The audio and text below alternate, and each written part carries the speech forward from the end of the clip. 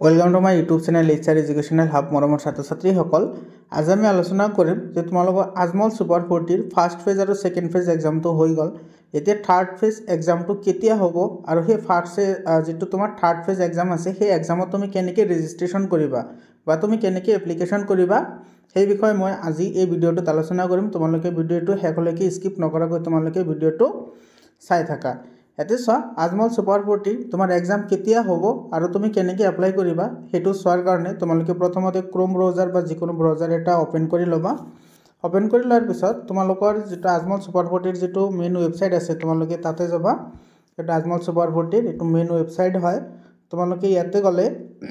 তোমালোকে দেখা পাবা ইয়াতে সা মই ইয়াতে জুম কৰি দিছো এফালে সা এটো তোমাৰ আজমল সুপাৰ 40 ইয়াতে সা তোমাৰ ইয়াতে দিয়া আছে আৰু তোমাৰ কি সিলেবাস লাগিব হেখিনি আমি পিছত আলোচনা কৰিম ইয়াতে সব ধুনিয়াকে দিয়া আছে এপ্লিকেশনটো তোমাৰ স্টাৰ্ট হৈ গৈছে অলৰেডি আৰু তোমাৰ এক্সাম হ'ব 6/4/2025 মানে তোমাৰ এপ্ৰিল মাহৰ 6 তাৰিখে এক্সামটো হ'ব আৰু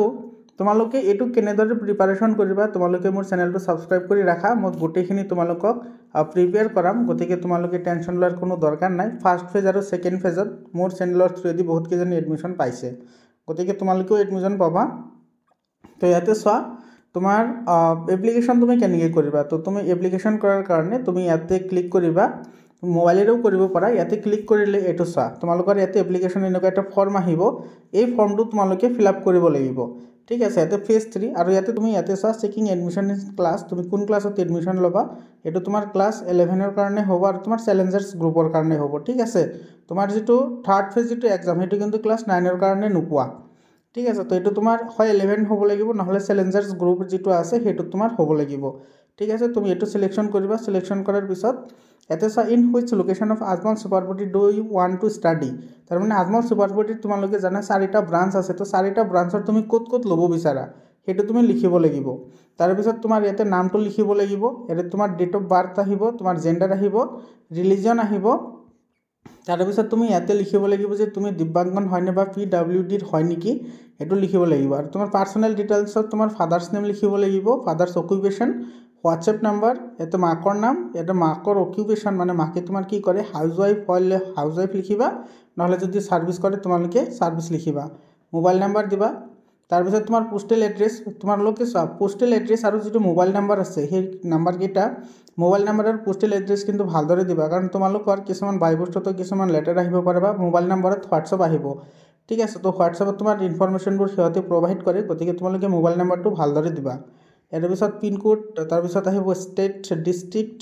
আৰু তোমাৰ এক্সাম সেন্টাৰ চাই এক্সাম সেন্টাৰটো তোমাৰ ইয়াতে এক্সাম সেন্টাৰ অসমত দি আছে তো অসমৰ ভিতৰতে হ'ব অসমৰ বাহিৰত নহয় হেতু বিভিন্ন ঠাইত হ'ব পাৰে যদি ক্যান্ডিডেট বেছি হয় তেতিয়া হলে ক্যান্ডিডেট হিচাপে তোমাৰ নিজৰ ডিস্ট্ৰিক্টতো দিব পাৰে ঠিক আছে এটা সব ডিস্ট্ৰিক্ট তুমি সিলেকশন কৰিব পাৰা ডিস্ট্ৰিক্ট এইকেটা আছে বৰপেটা ধুবুৰী হুজাই আৰু কৰিমগঞ্জ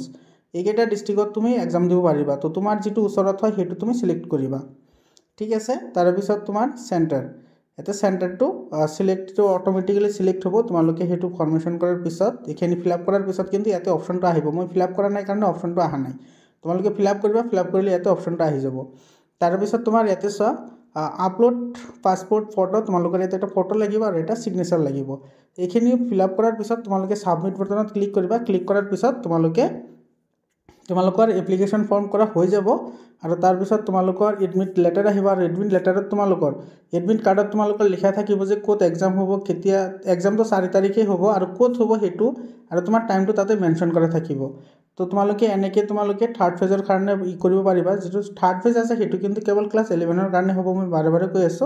ফাৰ্স্ট ফেজ আৰু সেকেন্ড ফেজ এই দুটা কিন্তু তোমাৰ ক্লাস 9 ৰ কাৰণেও হৈছিল ঠিক আছে কিন্তু ক্লাস 11 ৰ কাৰণে হ'ব 11 ৰ যেটো কোৱেশ্চন পেপাৰ হ'ব হেতু কমপ্লিটলি তোমালোকৰ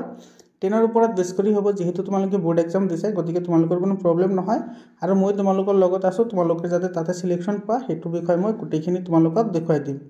তোমালোকৰ ছাত্ৰ ছাত্ৰীসকল এখিনি আছিল সৰুটা ভিডিও তোমালোকৰ কাৰণে হোৱাটসঅ্যাপ গ্ৰুপ বনোৱা হৈছে মই ডেসক্ৰিপচনত লিংকটো দি দিম তোমালোকে হোৱাটসঅ্যাপ গ্ৰুপত জয়েন হ'লে আজমল সুপাৰ 40 ৰিলেটেড সকলো ইনফৰমেশন তোমালোকে তাতে পাই যাবা